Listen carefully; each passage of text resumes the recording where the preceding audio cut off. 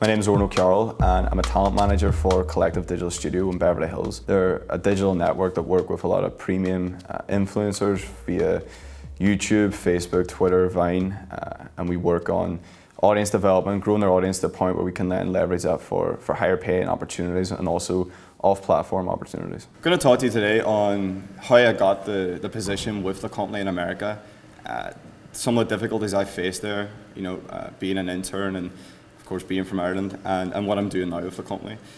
So I ran a record label locally called Walled City Records, and we had a YouTube channel. So the company Collective Digital Studio, I'd say, reached out to our YouTube channel or to me and asked us to be part of the network and to come on board, similar to what I'm doing now. And brought the YouTube channel on board and worked on developing it. And for part of my placement year through uni, you had to work a year in industry, and I decided where else to go other than LA. It's the epicenter for anything entertainment based and for what I want to do in the digital sphere. So I googled marketing internships or digital marketing internships in Los Angeles, and the Collective was the first company that came up. So I thought it was a great coincidence, and I decided to reach out to my manager there and said, is it possible to get this position? They set up an interview with HR, and I ended up getting the position. So when I was out there, I was getting pumped for the whole internship, and I was kind of treating it like a job. And in reality, as interns, not much is expected of you. There's not many expectations. You're the go-to person for, doing coffee runs or making multiple copies of paper. So, after a few weeks there, it's paid a lot of money to get out there and the visa, and of course it was unpaid. So I had to film myself when I was out there. And I just decided that, look, if I'm going to be doing this now for the best part of a year, I'm not going to get anything really rewarding from it. So I set a meeting with my supervisor there and told him what I wanted from the internship. Told them I wanted a job out of it, and they were really receptive. And that Monday when I came back into the office, they had my own desk for me and trained me how to do the job. So it was just that culture clash initially for me when I was working for them that I wanted to pave on ahead and I'd say be part of the workforce and bring channels into the network and work on developing them, but in reality that wasn't really expected of you. So they gave me a trial period, and I had 2 months really to show a bit of flair and to try and bring some talent into the network. And within the first 2 weeks I brought in a channel called 10 Second Songs. I'm not sure if any of you are familiar with him, but he's a music channel on YouTube, and what he does is he would take a popular song and do it in the style of 20 different artists. He went extremely viral, and I managed to find him at 500 subscribers, and through his virality and audience development and working on effective optimization throughout the year, he's now at 1.3 million subscribers. Started growing at an exponential rate within that 2-month trial period, and because of that, I was offered then a full-time job with the company. I also brought on a number of other talent during that trial period. But anyway, after the placement finished, I came back to Ireland to work remotely, doing exactly what I was doing in LA, and I'm still doing that. I'm planning to go back now in July. But the guy 10 Second Songs and all our channels have brought on Taylor Davis, Louisa Wendorf, HD Piano, some big influencers on the platform. There really is, the gap between traditional and digital is now becoming more narrow, so you could say, on YouTube and just from traditional media. Just to give a few examples, the channel 10 Second Songs, he's went from working in retail last year to amassing 1.3 million subscribers on YouTube, and he's now working with agencies, major advertising agencies, and he's closed brand deals for Cadbury's and Gildan. He's working with Audible. So it's crazy that he's went from retail 1 year, and the next year, he's making hundreds of thousands of dollars producing content on YouTube. And what's really interesting about that and how traditional media spend is now translating over to the digital sphere is we can provide agencies and brands with real-time information on the target demographic they're looking to reach. So 18 to 24-year-olds, we can tell them the exact percentage of that audience, what time they're most active, which countries they're from. Everything's on a plate for the agency to say this is a guaranteed view count. And I think that's something that traditional can't do in real time. And being able to provide that to an agency, it's on a silver plate for them to be part of. So I think that's really interesting. And And also with, movie deals and TV deals, clients that we represent, Epic Mealtime, Dennis Rohde and Roman Atwood, we've now produced and financed theatrical releases for them. Natural Born Pranksters, which is a full theatrical movie, it's being prepped now for release, and Epic Meal Empire, which is a TV show focusing on Epic Mealtime, and it's the direct creative from what they would do in their YouTube channel translates to traditional media, and it's been extremely successful. So I do think it's really interesting to see how that gap between traditional and digital now is being closed, and how digital influencers are able to use that audience to reach that audience that traditional advertisers would be looking to go to. So really now I'm working on bringing in premium influencers to the network, working on audience development, and then leveraging their audience for paid opportunities and to take them off platform and to branch into more traditional based opportunities. And as I said, I plan to go back to LA now in July to continue doing that. So that's really everything that I've got for today. So if any of you have any more questions or any questions, more than happy to answer them. Any questions for Oran? Did you have any major culture shocks working over in the West Coast?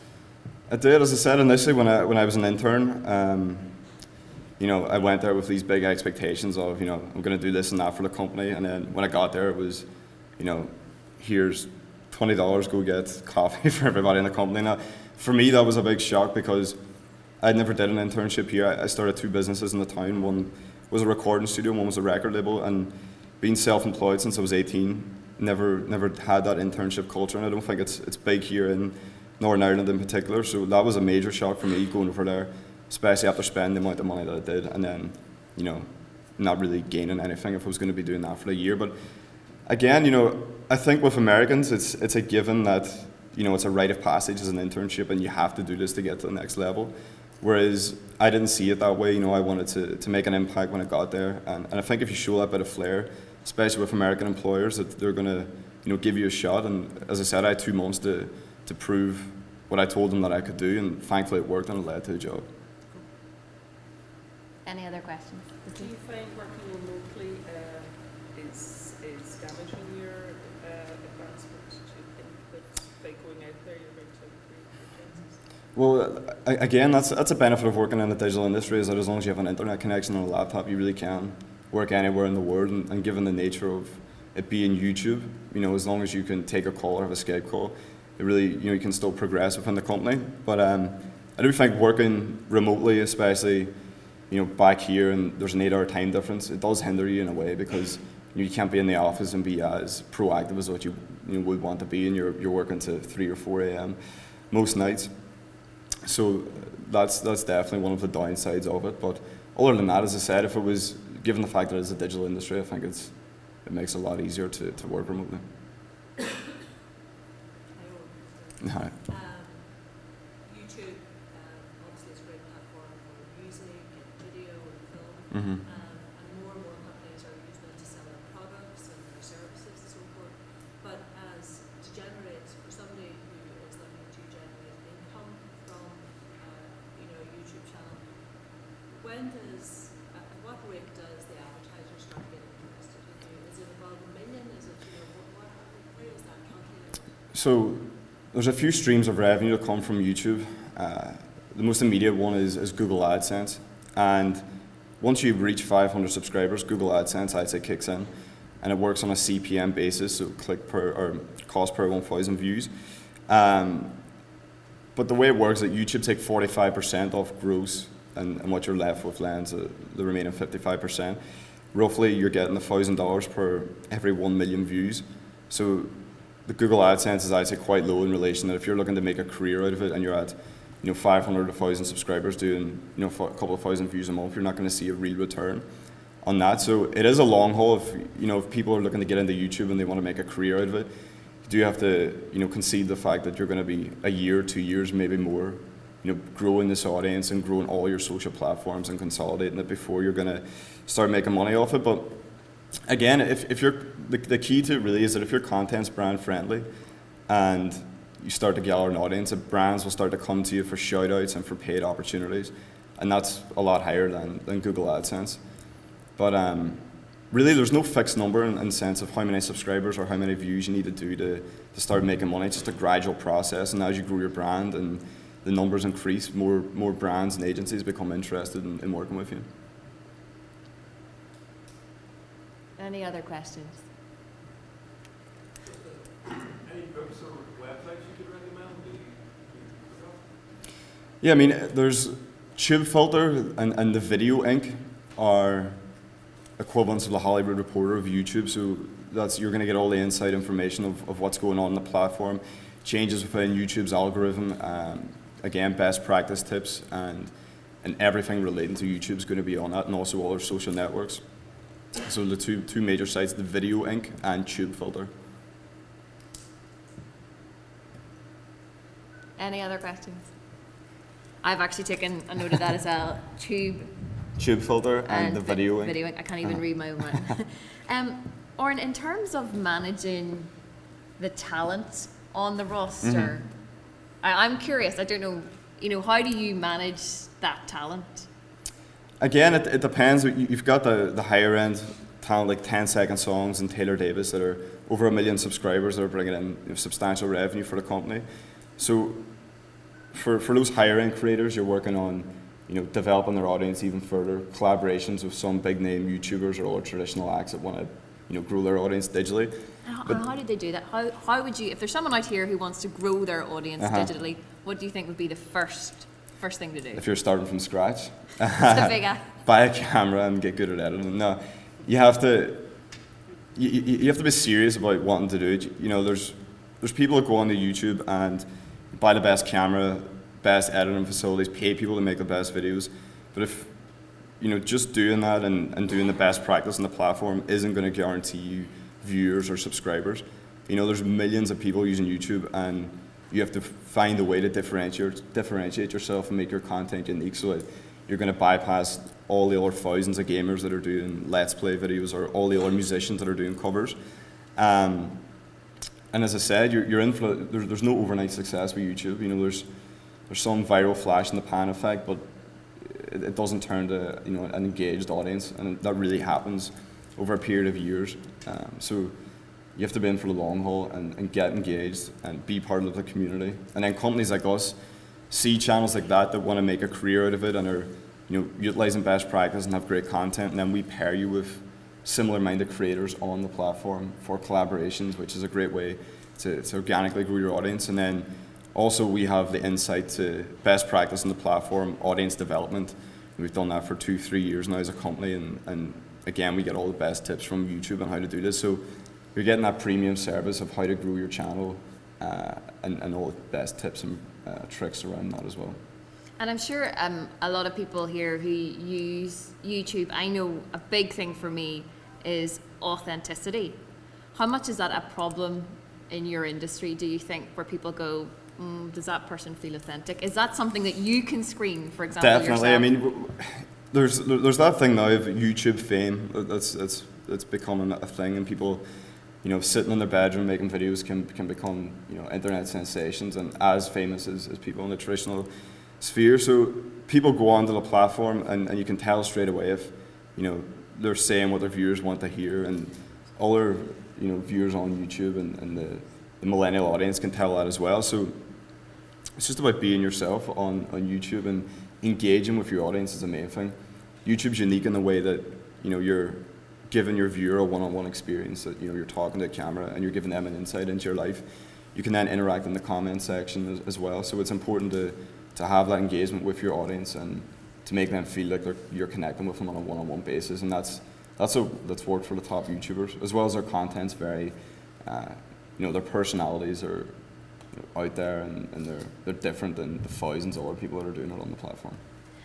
And are you saying, because as I said, my background's from traditional, and then I've moved over to digital media, and to me, things are changing so rapidly. Do you think that your media will eventually supplant the traditional media, and would there be a particular time scale?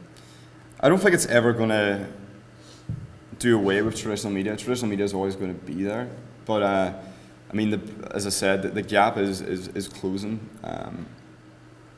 especially with advertisers being able to reach their target demographic more effectively through digital advertising campaigns. But even more so, you know, TV shows and movies are being produced now with digital acts, and that's becoming more and more of a thing each year.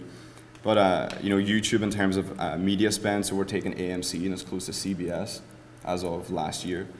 So it's gaining on traditional media, and it's only, you know, YouTube itself is only 10 years old as a platform. But I think they're both going to meet somewhere, and it's, you know, mutually beneficial for digital influencers looking to go over to the traditional world, and vice versa. There's more of a millennial audience watching YouTube than there is traditional TV now. That's mainly, you know, there's a number of reasons for that. You know, with the ads, and you know, they don't have to, you know, watch the TV live. You know, everyone's connected constantly through their tablets or their phones, and the creators that they're watching are able to relate to them more than anything they're going to watch on TV, because it is that one-on-one experience.